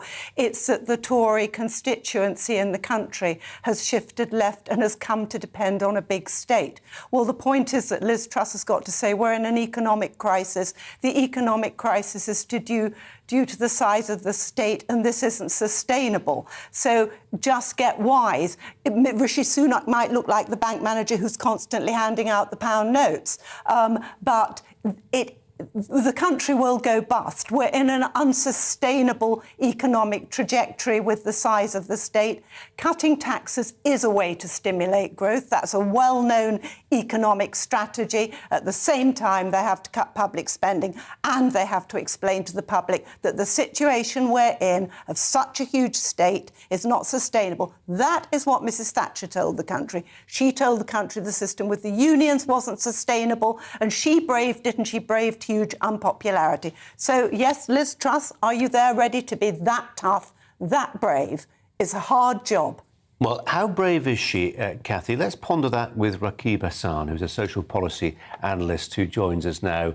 Rakib, welcome to you. And we've invited you on partly, if not mainly, to talk about this announcement Liz Truss made about an hour ago. And it's really technical, but I think you and I will agree that it's actually quietly, potentially very, very important. This idea that she will roll back, actually, what we were talking about Thatcher, what was originally a Margaret Thatcher idea, that people would be taxed as individuals, not as a household. Across most of the world, you're taxed as a household. Why does that make a difference? Because it means you can't, for instance, as a working woman or working man, give your tax-free allowance to your spouse. It effectively means that we have a couple penalty that limits easy family formation. It's such a technical and complicated area, but I'm trying to sort of boil it right down. How important do you think? Well, I think firstly, Colin, I think it's really good to see that the family is being discussed more in our mainstream politics. For some time, it was a no-go zone. In my view, it was largely a non-topic, which I thought was a crying shame. So I think that it's really good to see the family as an institution of great social value being discussed more in the context of the Tory leadership contest. Now, in terms of these tax changes being discussed, I do think that we should have a system where parents are able to transfer their personal tax allowance to their partner ideally through marriage or a civil partnership. And I think that would really, if you have that system, that could help parents across Britain to really be able to use those alliances in terms of devoting that towards childcare or the care of relatives. And I think crucially, people might frame this as some kind of unusual reactionary proposal. The reality of the matter, Colin, is that this would bring us very much in line with the rest of Europe, where the institution of the family is recognised within those tax systems. And yet, Rakib, you wouldn't have heard it, but about half an hour ago I interviewed the Conservative leader of Darlington Council, and you could sense he just didn't want to hear about this. It was all, it brackets the Tories as the nasty party, and he was trotting out the old tropes about all families, it's a diverse culture of families and they're all sort of equal. The data shows they're not. and it's not to stigmatise single parents. I'm a single parent. It's, but it's to be honest about the data and the outcomes produced by different family structures. I think that's a very fair point, Colin. I think there's a great deal of research done by organisations such as the Centre for Social Justice, which shows that there are certain family structures which are more effective when it comes to positive youth outcomes. And more times than not, that is ultimately a stable family unit, a two-parent home, spearheaded by a married couple. And I don't think that we should be afraid to say that. If that is what the data is telling us, then that should inform social policy. That's not to say that every single two-parent household is going to produce excellent human beings who are going to perform exceptionally well in various spheres of life. But what we're talking about is, what is the social model? What is the family structure which is most strongly associated with those positive youth outcomes, whether it's mental well-being, cognitive development, not being involved in crime, personal development, physical health. And I think that we really need to have an honest discussion about what are those social frameworks and ultimately family dynamics which are most strongly associated with the personal development of young people living in Britain. Rakib Hassan, as ever, really good to talk to you. Refreshing voice, thanks a lot. The Conservative leader of Warwickshire County Council is Councillor Isabel Seckham, who was at the hustings with Rishi Sunak and Liz Truss this morning. Councillor, welcome to you and thanks for your time. What did you hear and what were you impressed by? Well, we were really pleased that both candidates were at our hustings today. It was the very first day after we'd gone down to the final two. We invited the last two at the beginning of the week and we offered them this time and they both took it up, as you're aware.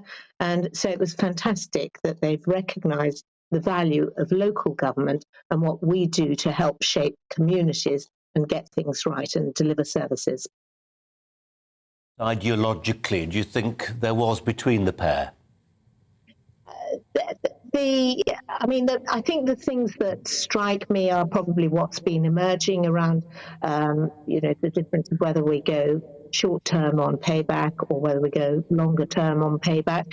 All of the issues that you will be aware of, things that have been coming forward. I think we've got two really interesting and exciting candidates to take us forward. We just have two slightly philosophically different ways of dealing with it, and these are issues that face us as householders all the time when we're thinking about our own spend and how we manage it. Yeah, but this is on a grand scale, isn't it? So when Liz Truss says, actually, let's have an extra 0.5% of GDP on defence, and that's not something Rishi Sunak has committed to, many of us are nodding in the aisle saying, yes, we need a stronger defence, a bigger army to combat the threat posed by Russia, and maybe in time China. But who's going to pay for it? Exactly. And I think what I'd like to welcome is that we're getting on with this decision. We need to resolve the leadership. We need to truncate it as much as we can. But my experience in life is that every decision that you take, be it an instant decision like that, has long-term consequences. And I want just enough time to understand the cause and effect of those decisions so that we make the right decision, because this needs to be a longer-term decision. Councillor, really appreciate your time. Thanks very much indeed. enjoying the Cathy Gingell enjoying the wood beams there. And the pewter tankards hanging from the beams. I think there was a calendar, rather confusingly. I just feel that everyone's out of touch. Oh, you're completely ignoring what I just said. Carry on. No, yes, well, it looked very nice. That's fine. But people don't seem to be in touch with the basic economic realities of inflation. They don't seem to be in touch with the catastrophic economic effect of lockdown. They don't seem to be in touch with the fact that the Conservative government didn't stand for freedom, really, in the last 2 years, and that somehow this sort of gravy train of public spending and taxing has to stop. But there will be some pain. I just feel people are still in a sort of cloud cuckoo land. You know what I'm amazed by? Really amazed by? Not by the calendar hanging from the rafters. I'm amazed that nobody has said we spend £12 billion a year on foreign aid. Let's have a temporary moratorium. Yeah. And spend that money on us. Absolutely. Or you could even say that June, this month's, the spending debt for June, I think just this month, June was the highest ever at about 29 billion just for 1 month. So where are people locking into reality? Or does everybody think silly money still keeps flying around? I find there's the politicians basically lie in the sense that there's a huge gap between their rhetoric and the reality of what's on the ground, and the public seem to be quite still taken in by it. When's everyone going to get real? Cathy Gingell, thanks very much indeed. Every traveller to the UK is set to face US-style criminal checks before they get on a plane and a major immigration shake-up. That's next, after the break.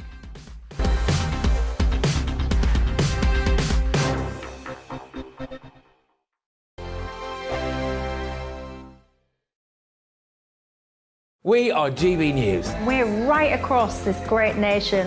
On TV. On radio. On digital. Absolutely everywhere. We don't talk down to you. We embrace all voices with honest and civilised conversation. We are not part of the establishment. We're one of you. And we're only getting started. Join us on GB News, the People's Channel, Britain's news channel.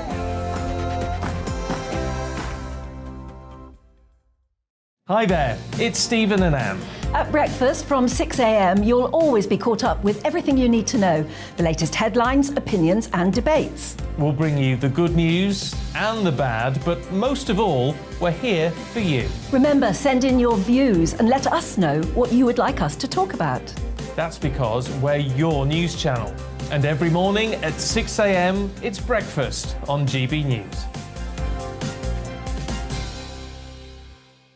My name's Tom Harwood, and join me 9:30 a.m. every weekday for The Briefing, your one-stop shop for everything you need to know about what's going on in politics today. I wonder if this is a deal that might need to be like the biscuits in this factory, twice baked. Is there not an opportunity here to win out against the extremes? Tom Harwood, GB News. What are you going to do about it? Things should have been done differently, and they certainly are being done differently. Don't miss it. The Briefing with me, Tom Harwood, 9:30 Monday to Friday on GB News. Where would you like to go? Just take me to the studio, please, mate. You know where you're going. I've got a show to do. Friday Night Feast on GB News, 7 p.m. And it's like nothing you've ever seen before. We take a different angle on the week's biggest news stories. The viewers and listeners set me some absolutely mad challenges to do. We tried to rehome a rescue dog. And yes, there's some other wacky stuff in there as well. I feel like I could take on the world. Well, that's that. Friday Night Feast with me, Patrick Christie's, every Friday, 7 till 9 p.m. on GB News. Be there.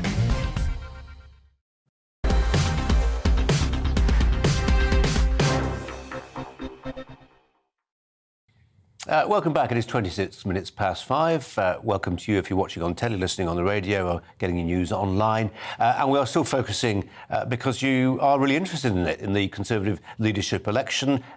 The mailbag, the inbox still swelling. Neil says, Brazier's highlighting the Trust's suggestion of going back to married couples being taxed as a unit. Who withdrew this tax exemption in the first place?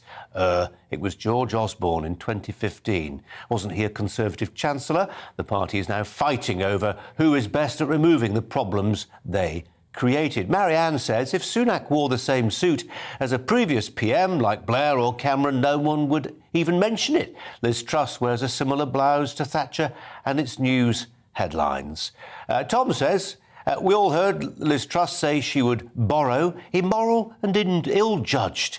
in my opinion. And Timothy says, Liz and Rishi will not be able to compare their time as Prime Minister to Margaret Thatcher because they will not be there very long. The Conservatives have ousted Boris against public opinion, who will show their disappointment at the next general election. I must just turn to Cathy Gingell, who was forming a word which you were about to let fly. Well, I was just thinking, has Liz Truss said that she would borrow more money to fund this? To fund the taxation? I think where it was, the email sender was jumping to a conclusion there that there isn't foundation for. Well, yeah, discuss. We'll discuss later with somebody who remembers, not me. Thanks, Cathy. Radical new immigration plans by the Home Secretary, Priti Patel, would see every traveller in the UK face US-style criminal checks before they get onto a plane to come to the country. Under the new system of electronic travel authorisations, all overseas visitors, including those from EU countries, will be forced to apply for permission to enter the UK before starting their journey, including submitting their biographic, biometric and contact details to be checked on a criminal database. The Home Office will then be able to ban visitors with a jail sentence of more than a year or so if they pose a risk of serious harm. Let's turn to Henry Bolton, a former Border Force Security and Management Advisor. Henry Bolton, welcome to you. How will this work?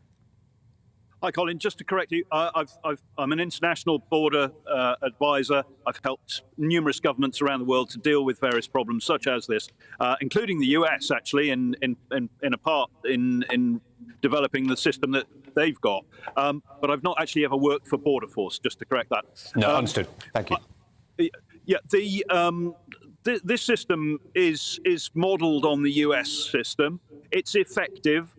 It does add two issues that I'm sure there will be people who opposing. One is that, sorry, there's a Spitfire flying over me at the moment, quite appropriate. Sorry. One of the issues is that it will cost some money. The US system, I think, costs about $21 when you complete the online forms, and it takes around about 23 minutes. That's what they estimate to complete the forms. But people have got used to it. The US system, both travellers, business travellers and leisure travellers have got used to it now. It's just one of those things.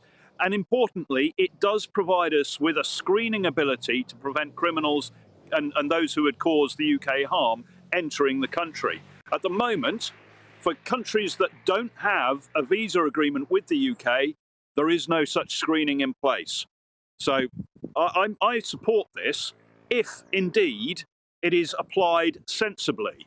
The question there is in the detail whether or not the Home Office has really got the operational plans in place to deal with it, particularly against the background of the criticism that's come out recently from the Independent Chief Inspector of Borders, which is pretty damning in terms of data and the resourcing on the ground to manage border movement. Henry, why do you think it's taken us so long to arrive at a system like this? Was it worries about how time-consuming it would be, about a sense of intrusion into people's personal lives just because they wanted to visit this country? Why haven't we had this system in place for longer?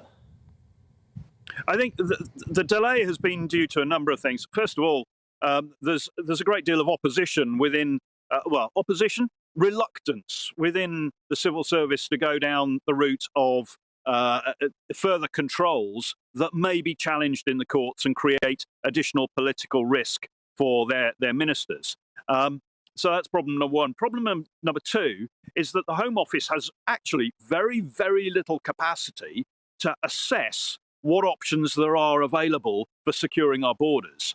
We've got Border Force, which we talked about. We've got foreign sort of expertise in as much as we can go and look at other models, such as the US model. But actually, in the Home Office, we've got a civil servants on the administrative and the policy side, but we've got no actual real expertise in the Foreign Office as how to manage and control and secure our nation's borders. It's a massive gap in our capability, and we see it both in the way that Border Force is structured and resourced. We see it in the procedures that are applied with cross-channel migrants. We see it in a whole number of dimensions relating to borders, and we see it in a sense in the fact that the Home Office is still very insular. It sees all of these things as from their own perspective. from their own perspective, as one government agency or department, whereas in fact it impacts on transport, foreign affairs, defence, and a number of other agencies, including the intelligence agencies as well. And the Home Office is very insular in that regard when it comes to planning and assessing options. Henry Bolton, good to talk to you. Thanks for your expertise. Appreciate it. Coming up here, the BBC has apologised and will pay damages to the ex-nanny to the Princes William and Harry over false claims made about her to obtain a 1995 Princess Diana interview. That one. Royal reporter Cameron Walker, latest on that. First, the latest news headlines with Polly.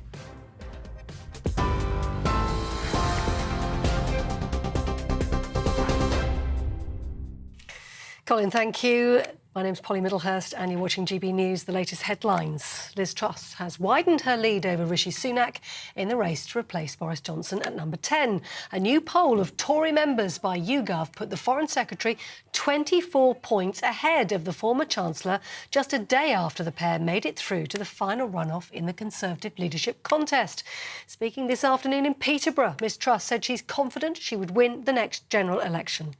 I'm somebody in every government job I've done, I've got things done, whether it's at the Foreign Office with our tough sanctions regime on Russia, whether it's at trade with the trade deals with Japan and Australia.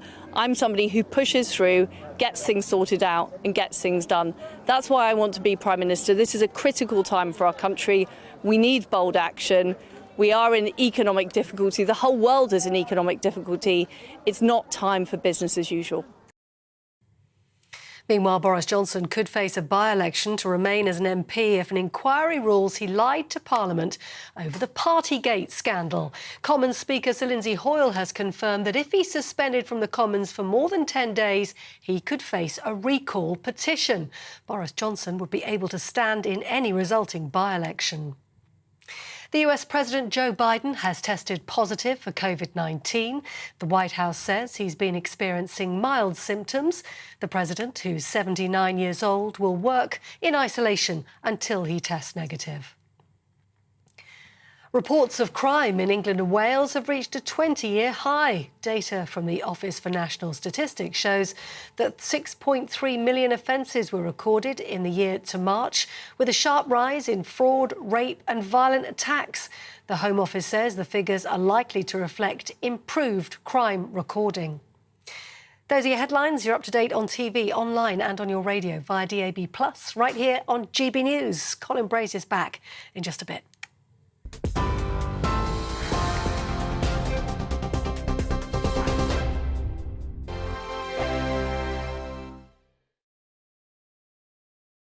We are GB News. We're right across this great nation. On TV. On radio. On digital. Absolutely everywhere. We don't talk down to you. We embrace all voices with honest and civilised conversation. We are not part of the establishment. We're one of you. And we're only getting started. Join us on GB News, the People's Channel, Britain's news channel.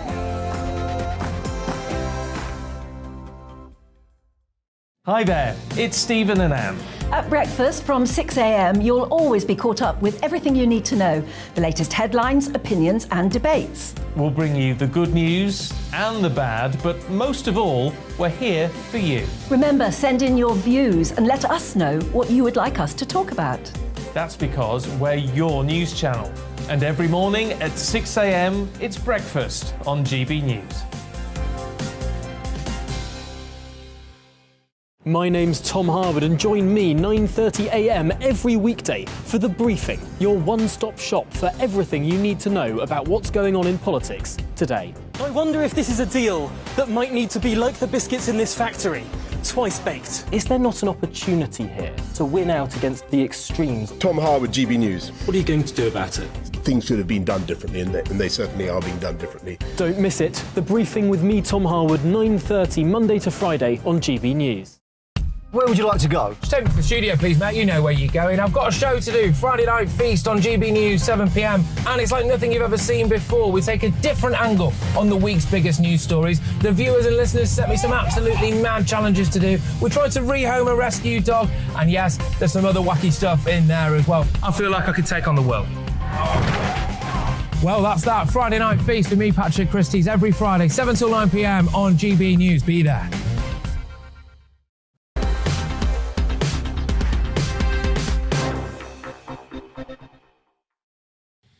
Don't set too much store by surveys and opinion polls, but if you're working for Rishi Sunak right now, it might be time to go for a drink, because there is a 24-point gap opening up in this poll. YouGov, reputable company, pollsters, and they place Rishi Sunak on 38% amongst Conservative members and Liz Truss on 62%. They are saying, aren't they, that they feel they can bridge this gap over time, start to claw back some of that difference. But of course, that may take the best part of the 6 weeks of the campaign, a dozen hustings. But the ballots go out very soon, start of next month, and actually the feeling is a lot of Conservative members will vote pretty much straight away. So if he's going to persuade them, he'd better get his skates on and do it in the next fortnight. Otherwise, it's PM Liz Truss. Cathy Kingel's alongside me. What do you think of that poll, Cathy? Well, it sounds sort of pretty true. I mean, Sunak's going to have to eat some humble pie and say he got things wrong if people are going to believe him. At the moment, he's too slick by half. He's not believable. He's too full of his own PR. He's not going to be trusted. Liz Truss does, even in her... She's not necessarily the best communicator, but at the moment, even just today, she sounds a little more honest. OK. Cathy, thanks very much indeed. Let's turn to a completely different story. A former candidate to become the mayor of Lewisham was fired from her job for saying she believes marriage is between a man and a woman in a campaign leaflet. Maureen Martin, whose views on marriage hail from her Christian faith, was running to become a mayor of Lewisham in London. In April, she was fired by her employer, London and Quadrant Housing Trust, which she'd worked there for 13 years, after being targeted by a Twitter mob who accused her of hate speech. There are elements of that story which you will have heard of before. Well, we're joined by the former Lewisham mayoral candidate, Maureen Martin, as well as the Deputy Director of the Free Speech Union, Benjamin Jones. Welcome to you both. Maureen Martin, we'll start with you. Just if you can, in summary, explain what happened to you. Yeah, hi, thanks, Colin, for inviting me on. Yes, just a brief summary of what happened to me. As you say, I was running to be mayor of the Lewisham Council. As a member of the Christian People's Alliance, I'm the president of that party. And part of my election campaign, I had 6 points on my campaign. And one of them was that I would cut through political correctness and state that the truth that marriage between a man and a woman, natural marriage between a man and a woman, is the building blocks for a safe, prosperous society and the safest place to raise children. This obviously went out to all the registered voters in Lewisham, about 200,000 of them plus, in a mayoral candidate leaflet. And as a result, there were Twitter, I would say a Twitter mob, a Twitter attack. And this particular group put my mayoral statement on Twitter, and this generated quite a bit of blowback or hate response on Twitter. One of the people that were connected to this group happened to be a resident of L&Q. They made a complaint to L&Q. There were 3 complaints in all. 2 were from residents and 1 was from a colleague, funnily enough. This complaint generated, as far as L&Q was concerned, it was discriminatory against LGBTQ community. This, they claimed, was bringing L&Q into disrepute. Therefore, they put me through a disciplinary process, claiming that, of course, I was breaking their inclusion and diversity and social media policies. Yeah. Maureen, I'm just going to pause you there, because we've got the germ of the story, and I have to say there are elements of that story which we've sort of heard of before. I mean, your circumstances are unique to you, but that pattern of sticking to something which you believe in your heart and soul to be theologically correct, and a statement of your Christian values and an expression of that, absolutely, and then people complaining via Twitter. Let's turn to Benjamin Jones from the Free Speech Union. Benjamin, I thought when we got the Equalities Act, which a lot of this stuff is based on, I think, 2010, the Equalities Act, there was a provision effectively making religious convictions a protected characteristic. So it's both possible to hold strong religious convictions, which, yes, some people may find objectionable, and not be discriminatory. Is that your reading? It is, and I hope Maureen wins her case. I'm afraid the reality is, much as you say, these things, these stories, this is just the tip of the iceberg. I have conversations like this with people, I'm sorry to say, every day of the week. To give you some sense of perspective, at the Free Speech Union this week alone, we have more than 80 live cases where we are helping people in situations like Maureen's, where they've lost their job, or they've lost work, or they're facing an investigation for expressing often very mild views that are shared by a great many people, sometimes views that are a minority view, but which they should be absolutely entitled to hold. This is a huge problem. And these stories that do cut through and are reported in the press rightly get attention. But as I say, they are just the tip of the iceberg, I'm afraid. Benjamin, it's obviously difficult to know, but, well, you're in as good a position as anybody to guess. Is Maureen likely to get her job back? I ought to start by saying, Maureen, do you want it back? No, not at all. I think L&Q made their position quite clear, and I would not want to work for an organisation who would penalise someone for their Christian beliefs, particularly while running for local office. So, no, I don't want my job back with L&Q. OK. Hypothetically, though, Benjamin, if she did, what would be the prospects of its restoration? Well, I don't want to give legal advice in the context of an interview, but it looks to me as a layman like a very, very strong claim. I hope Maureen wins it. But what we really need, and this is what the Free Speech Union is campaigning for, is stronger protection for employees. We're campaigning for reform to the Employment Rights Act. We'd like to see much stronger protection so that people can't be fired for expressing effectively non-woke views outside of work. And critically, we also want to see protections for people so that the offence archaeologists trawling through people's old and sometimes practically ancient Facebook posts are not able to get people sacked for things they've said years and years ago. We've seen cases of people who've been fired or investigated for things they said when they were teenagers. That's patently a ludicrous situation. So you mentioned the Equality Act, and that's an important piece of legislation for protecting people. And as I say, I hope Maureen will have a very strong claim and will win it. But we do need stronger legal protection. That's what we're campaigning for. We have a free speech manifesto that you can find on our website. And we are campaigning for the leadership candidates in the contest at the moment to make free speech the centrepiece of their pitch. We really need stronger protections. And this should be a serious political issue. And it's obviously one that people feel very strongly about. So I'd urge you to visit our website and contact the candidates and ask them to endorse our 5-point free speech manifesto. Maureen, Benjamin, thanks both very much indeed for your time. Really appreciate it. And we ought to say Maureen's former employer, London and Quadrant Group, their response to this story. Fiona Fletcher-Smith, L&Q Group Chief Executive, said, whilst we respect that individual's freedom to hold particular religious or other beliefs is absolute, we do not tolerate it when these beliefs are manifested in a way that is derogatory or offensive to others. Several of our residents raised complaints with us after reading the leaflet. This matter was investigated in accordance with L&Q's policies and procedures and in line with the Qualities legislation and the ACAS Code of Practice and the appropriate action taken. Cathy Gingell's alongside me. Your take, Cathy. Doesn't it make a mockery of the notions of inclusion and diversity? I mean, it's inclusion and diversity if you agree with that particular line from the employer there. No inclusion and diversity if you happen to hold certain beliefs that are long-held traditional beliefs in this country. So it's revolutionary, really. It's part of a culture, Cathy. I recommend for your edification, if you've got 7 minutes, that's how long it takes, 7 minutes to watch Piers Morgan's interview with the evangelical preacher Graham. Yes, I think Franklin Graham, so the son of. Yes. And Billy Graham's son. We tried to get him on to do an interview. Yes. He'd already gone back to the States. But I recommend you have a look at it because it's a brilliant example of somebody whose views many people will find objectionable, homophobic even, but they are sincerely held and coherent. I'm talking about Franklin Graham. And the impossibility of someone like Piers Morgan to understand that somebody can have this view.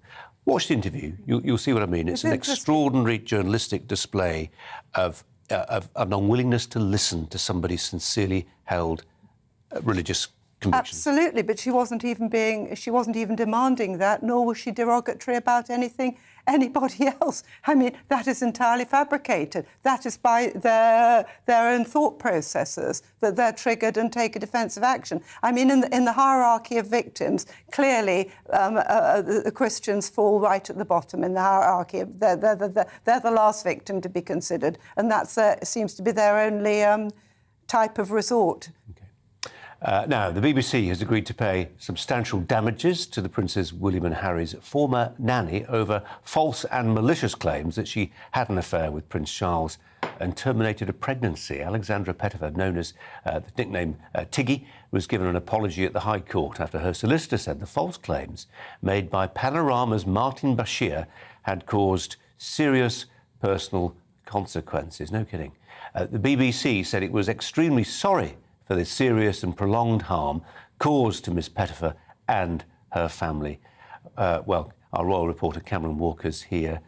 Cameron, what an extraordinary story. It certainly is. I mean, this all centres around that infamous BBC Panorama interview back in 1995 where Diana famously said there were 3 of us in this marriage, so it was a bit crowded. And it was conducted by Martin Bashir, who then worked for the BBC. And a scathing report last year, headed up by Lord Dyson, found that the BBC had covered up deceitful behaviour used by Martin Bashir to obtain that interview with the Princess of Wales, including false bank statements, which he showed to Diana's brother, Earl Spencer, in an attempt to kind of gain access to the Princess. But today's hearing was all about Tiggy, and who's now known as Alexandra Pettifer, then William and Harry's nanny. And Bashir told Diana that Tiggy had an affair with Prince Charles and became pregnant with Prince Charles's baby and then subsequently had an abortion. And Alexandra Pettifer received substantial damages from the BBC.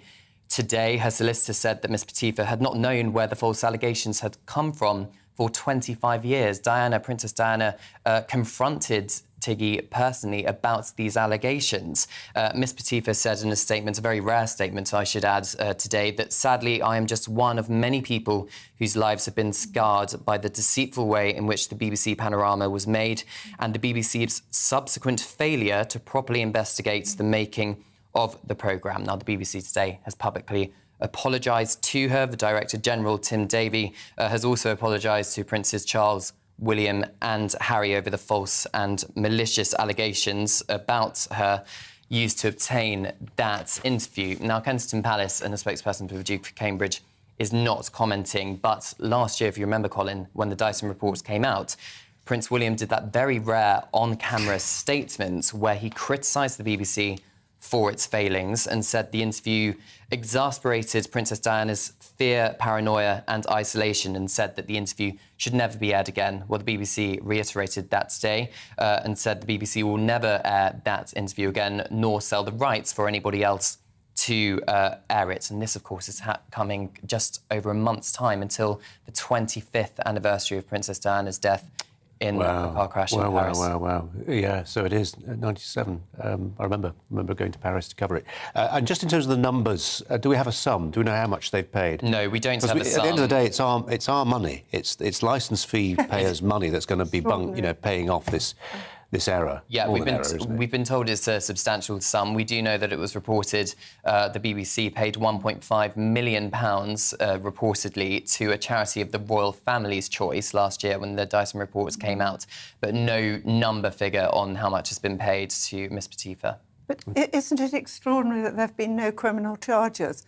I mean, Bashir allegedly, I think he's admitted that he forged documents in order to persuade Althorpe, Diana's brother, to cooperate with that programme and get her on side. And I find this an astonishing story. The BBC really, apart from this, has more or less got away with it on an apology. Of course, it was 25 years ago, and they would argue that the management has changed, the Director General has changed. But yes, a lot of skeletons in the closet. Cameron, thanks very much indeed.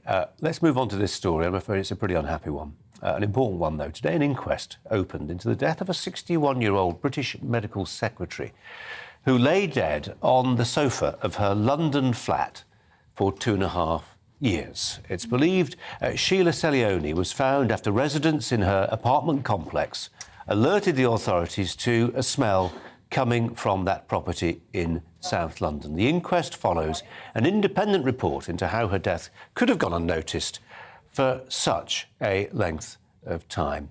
The thoughts of Cathy Gingell, editor of The Conservative Woman, who's alongside me and has been throughout the show. I remember when this story first emerged, and there's nothing new in these types of stories, they've always happened, but there was just something, 2.5 years, pretty apartment complex, nice part of town, and what it says about the state of social cohesion, neighbourliness, etc., etc.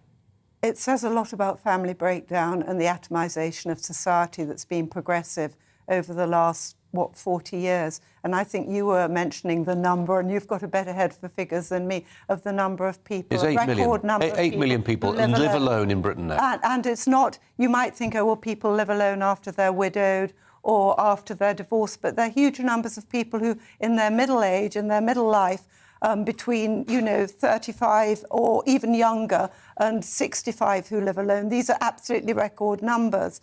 And we have let the family go to the dogs. And in the end, despite all these different state services we pay for, the people you have to turn to for help, or the people who look out for you, mainly are your family or your relationships and your family, your relatives, people who have a responsibility for you, even in an indirect sense. And that has been destroyed, really, in the last 40 years.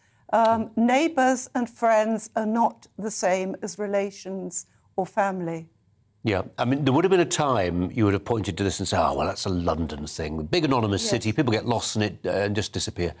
I think this applies to a lot of other places outside London now too. Of course it does. And you're right, actually, on that point of neighbourliness. There are lots of people in streets and blocks who almost find it easier not to know who their neighbours are. Cathy, thanks very much indeed. Michelle Dewberry's in the studio to tell us what's coming up on her show. Michelle. Sentence, haven't we, about taking back control and getting tough and all the rest of it when it comes to immigration. We've had it lots now. It's been in the press a lot today, the whole border control. Putting it mildly, it's not really going very well. But Priti Patel, one of the things that we're talking about now is whether or not visitors to the UK should have, similar to the US, the way that they do it there, criminal record checks, for example, before they come into the country. So I want to know if my audience think that's a good idea or not. Also, this whole cancel culture thing, Quidditch. If you're a fan of J.K. Rowling, Harry Potter, you'll know what that is. Now they're changing their name to Quad Ball to disassociate with J.K. Rowling. Always makes me laugh, this stuff, Colin, though, because if you're that desperate to disassociate with someone or something, why continue the sport that they invented and making money from it? If you're that desperate to distance, go create your own sport. That's what I say. But I wonder, what do my viewers think to that?